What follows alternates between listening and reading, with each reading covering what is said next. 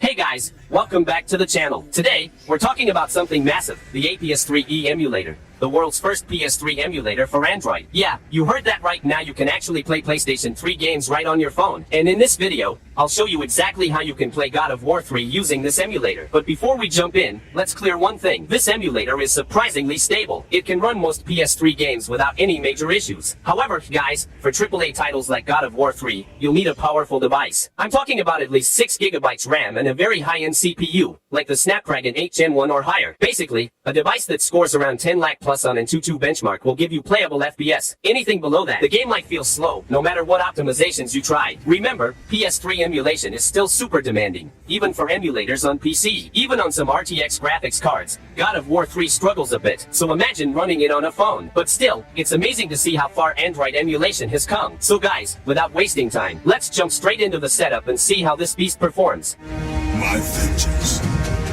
ends now.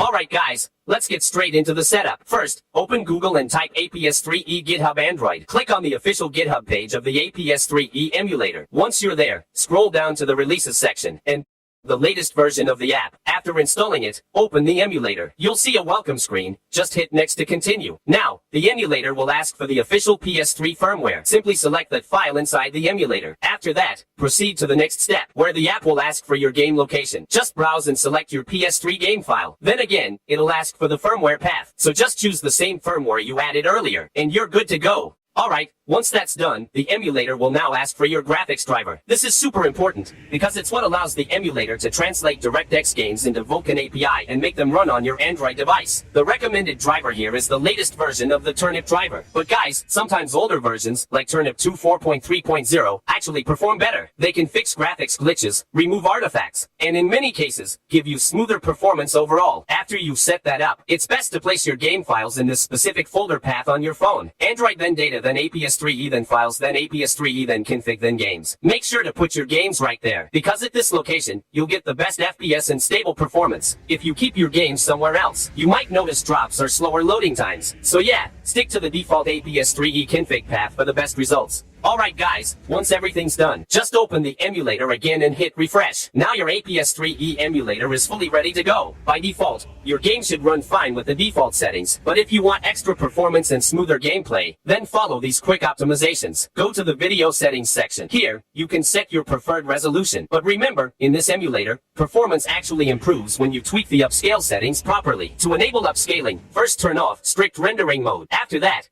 you'll be able to adjust the resolution upscale option. For better FPS and balanced visuals, set the game quality around 80%. The lower you set it, the more performance boost you'll get. But don't go too low, or your game might start looking a bit blurry. So yeah, keep it around that sweet spot for smooth and clear gameplay. Now, scroll down a bit and you'll find the Vulkan section. From here, you can change your graphics driver if you want to test different performance levels. If you're looking for even more speed, you can enable the option Custom Driver, Force Max Clocks. This basically forces your GPU to run at full power for extra performance. But remember, these settings are mainly for rooted devices. So if your phone isn't rooted, you might not see a big difference in performance. Now, for Snapdragon 8 Gen 1 or 8 Elite users, there's one more important tweak. Make sure to enable Read Color Buffer and Write Color Buffer options. This helps fix the white screen glitch that sometimes appears during gameplay. And that's it. Guys, after making these changes, don't touch any other settings. Just leave everything as it is. Now simply tap on your game. The emulator will start compiling shaders, and your God of War 3 gameplay will begin. Now guys, pay close attention. Since this is a AAA title, the first run of the game might sometimes show a black screen. Don't panic, just wait for a few moments, then exit the app and tap the game again. During this time, the emulator is compiling shaders based on your device's settings. A quick tip, it's highly recommended not to change settings repeatedly. Let the shaders compile properly the first time. Once that's done, your game will open, and the lobby will run at full speed. Keep in mind, because this is a heavy game,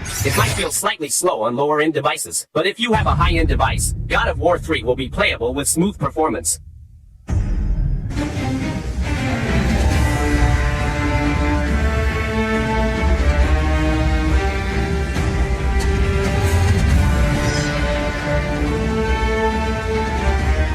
My vengeance ends now.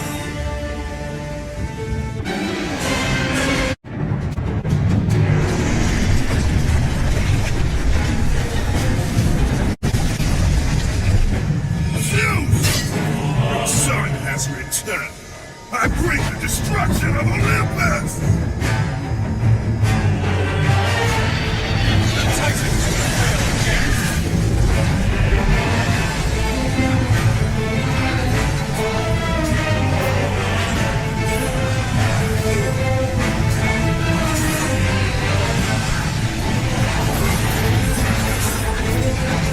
Alright guys, one thing to keep in mind, sometimes the game might freeze at this location. Don't worry, this actually happens on PC emulators like PS3 as well, especially when playing without patches, so this is completely normal. Now, there are two ways to fix this. Wait for the emulator developers to add an official game patch option. Once it's added, the freeze issue should be resolved automatically. Use a pre-made save game. Just like I do, this can help you bypass the freeze and continue playing smoothly. So yeah, don't panic if the game stops, it's just part of running a heavy AAA title on emulators.